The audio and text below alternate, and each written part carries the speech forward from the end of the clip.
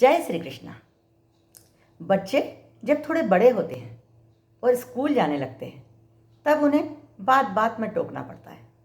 जैसे अपना बैग ठिकाने रखो, कापी किताबें संभाल कर रखो। और सबसे ज़्यादा जिस बात पर टोकना पड़ता है वो है हैंड राइटिंग। पेन को ठीक से पकड़ो, एक जैसे अक्षर बनाओ, बीच में दूरी रखो।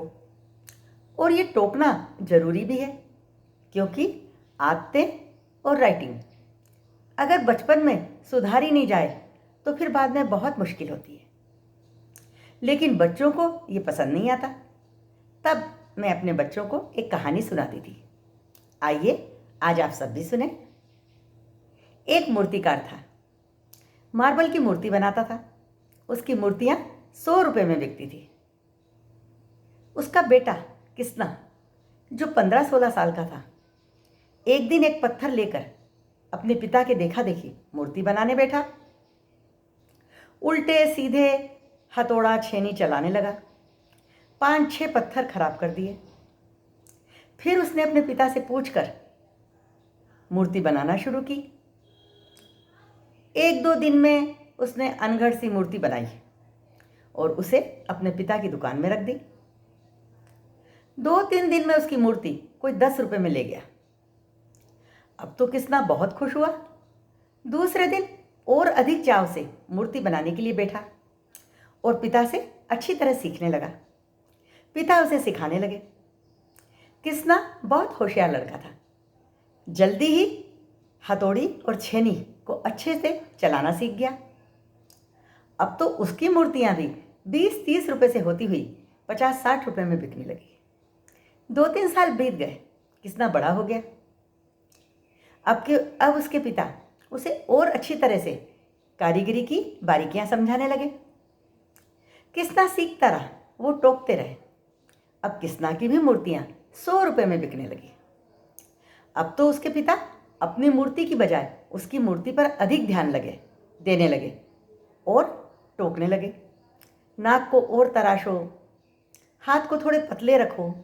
और किसना सीखता रहा। अब किसना की मूर्तियां 150 रुपये में बिकने लगी। पर फिर भी पिता का टोकना जारी था।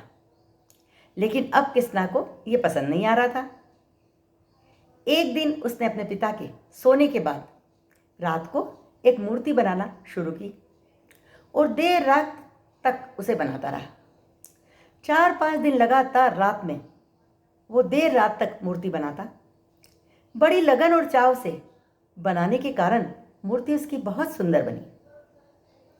उसने कुछ सोचकर वो मूर्ति अपने मामा के खेत जाने के रास्ते में एक पेड़ के पास गाड़ दी।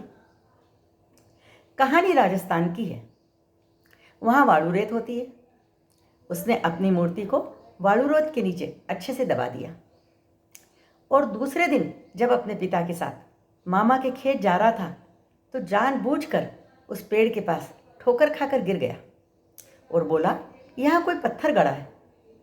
फिर वाड़ू रेत हटाकर मूर्ति निकाली और अपने पिता को दी। पिता मूर्ति को देखकर बहुत खुश हुए। बोले, क्या कारीगरी है। आंखें, नाक, होंठ ऐसे तराशे हैं जैसे अभी बोल पड़ेगी। किसना हंस पड़ा। बोला, देखा, इसे मैंने ही बनाई है। लेकिन अगर मैं इसे आपको घर पर देता तो आप इसमें 100 गलतियां निकालते। पिता चुप हो गए, समझ गए कि बेटा बड़ा हो गया है। घर लौटते वक्त उन्होंने कई लोगों को बड़े गर्व से उसकी मूर्ति दिखाई। ये मेरे किसना ने बनाई है। और घर जाकर किसना को अपने पास बैठाया और धीरे से उसे बोलने लगे, देखो, तुमसे अधिक कौन जानता है कि एक साधारण से पत्थर को इस सुंदर मूर्ति बनाने के लिए तुमने उस पर कितने छेनी और हथौड़े के वार किए होंगे। और पूरी बनने के बाद भी एक बार अच्छे से निहारा होगा और फिर थोड़ा सा तराशा होगा। बस हम माँ बाप भी यही करते हैं। पूरी जिंदगी अपने बच्चे को तराशते रहते हैं ताकि सारी दुनिया उनको सराहे। हर माँ बाप ये चाहते हैं कि उनका बच्चा उनसे भी आगे और बहुत आगे जाए। Thank you.